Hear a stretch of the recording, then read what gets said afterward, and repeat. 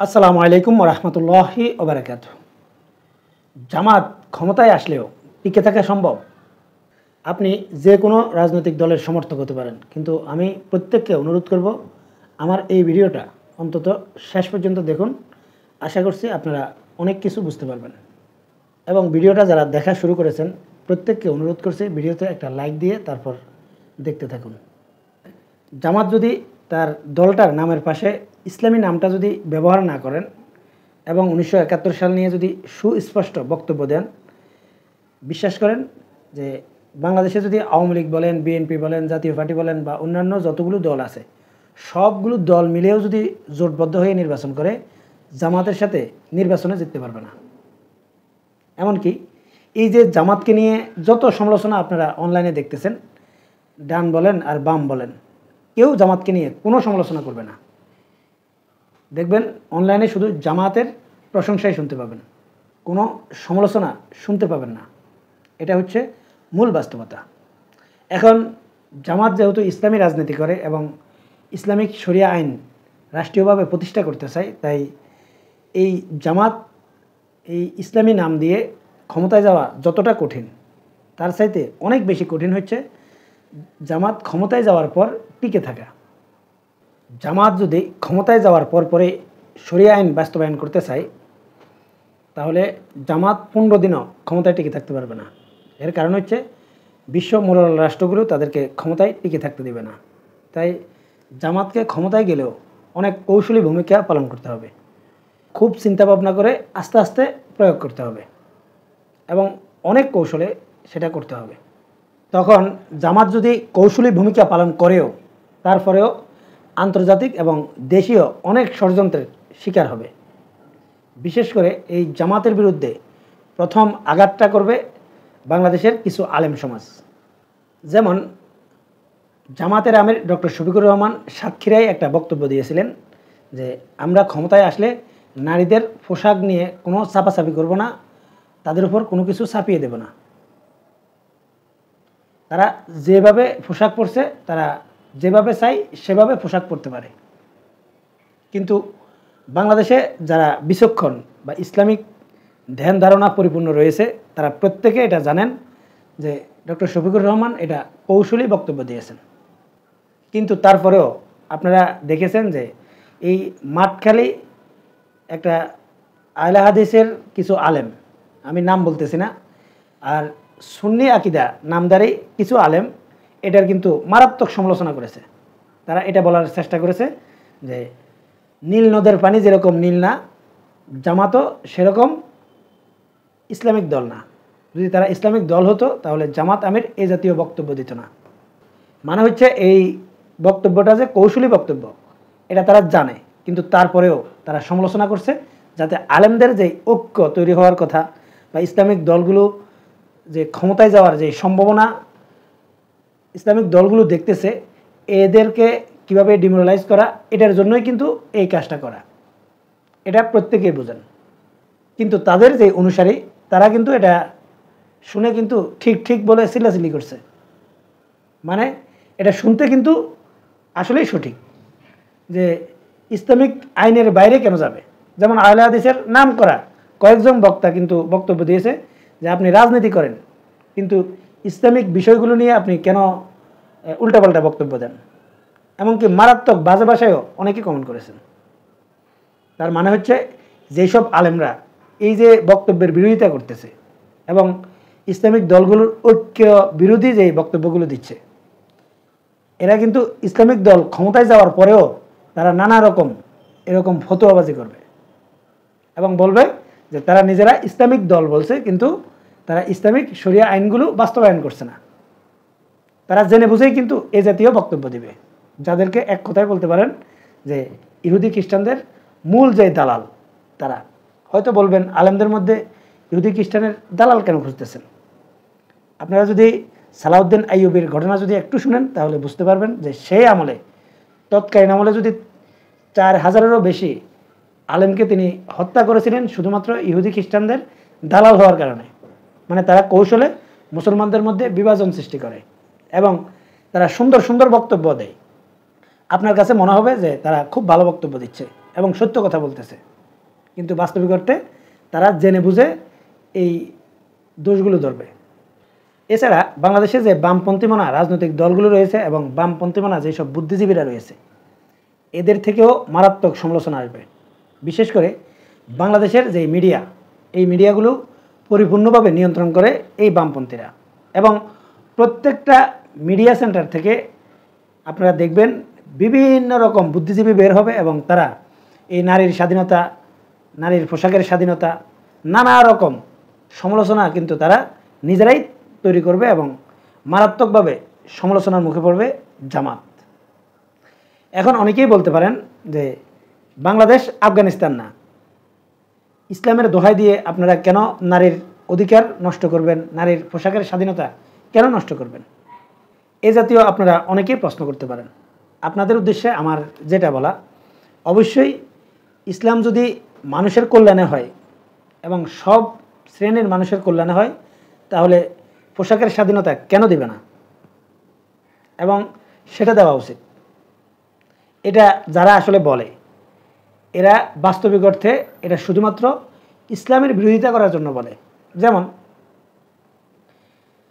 বাংলাদেশে যারা চাকরি করে বা চাকরিজীবী আছে, তারা যে অফিসে চাকরি করে সে অফিসের নির্দিষ্ট একটা সময় আছে, যেমন কোনো অফিস 9টা থেকে 4টা পর্যন্ত, বা বিশেষ করে বাংলাদেশে যে গার্মেন্টসগুলো রয়েছে, এই গার্মেন্টসগুলো সকাল 8টা থেকে রাত 8টা পর্যন্ত বা 7টা পর্যন্ত, এই জাতীয় একটা নির্দিষ্ট টাইম রয়েছে। এই টাইমটা হচ্ছে তাদের ডিউটির সময়।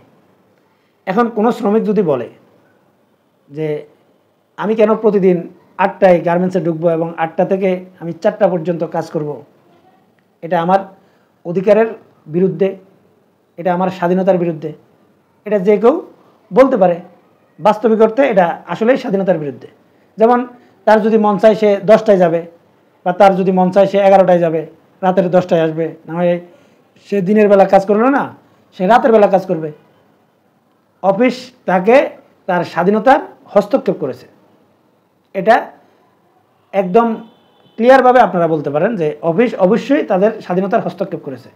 সে নির্দিষ্ট টাইমে যাবে, আবার নির্দিষ্ট টাইমে আসতে হবে, এরপরে গেলেও হবে না, এর আগে গেলেও হবে না, এটা নিশ্চয়ই তার স্বাধীনতার হস্তক্ষেপ। কিন্তু বাস্তবিক অর্থে যদি কোনো বিবেকবান মানুষ যদি এটা চিন্তা করে যে এটা কি আসলে স্বাধীনতার হস্তক্ষেপ? প্রত্যেকটা জিনিসের একটা নিয়ম রয়েছে এবং স্বাধীনতাটা কি সেটাও বুঝতে হবে। কিন্তু আপনারা দেখবেন এই বামপন্থীরা যখন এই পোশাকের স্বাধীনতার ব্যাপারে আসে বা নারীর অধিকারের ব্যাপারে আসে, তখন তারা কোনো যুক্তি মানে না। এখন তারা শুধু স্বাধীনতার কথা বলে আসলে কি বোঝাতে চায় এটাও তারা বুঝে কিনা এটা সন্দেহ রয়েছে।